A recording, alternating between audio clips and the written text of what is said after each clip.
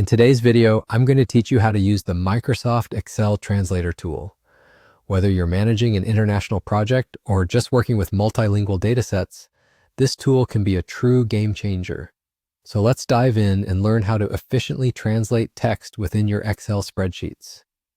First things first, you'll want to start by opening your Excel document. Once you have it open, look through your data and find the cells containing the words or text you need to translate.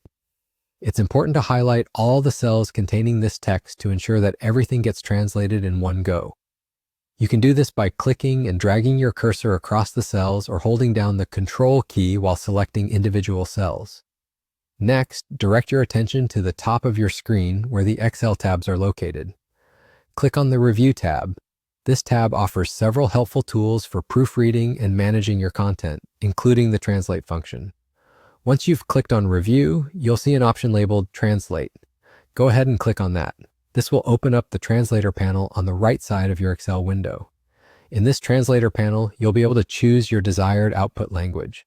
Simply click on the drop-down menu to see all the languages available. This is where you select the language you want your text to be translated into. The translation process begins almost immediately as soon as you've made your selection, offering you a real-time glimpse into how your text changes from one language to another. Once the translation is complete, you'll need to move that translated text back onto your spreadsheet. To do this, highlight all the newly translated words within the Translator panel. After highlighting, click on the cell where you want the translated text to appear. Now here's an important tip to ensure your text is pasted correctly. Use the right-click option on your mouse to bring up a context menu. Within this menu, select Paste Special. This brings up another window where you have a few options for pasting your text. Here, you'll want to select Text and then click OK. And that's it.